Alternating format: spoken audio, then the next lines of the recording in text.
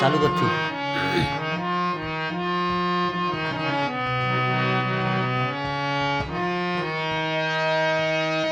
অনেক বেদনা ভরা আমার জীবন, আমি আর ব্যথা পেতে চাই না।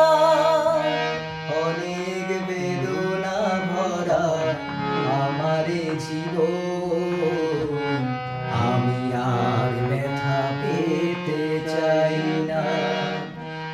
অনেক শিখেছি আমি এই জীবনে, করুণা কারো পেতে চাই না।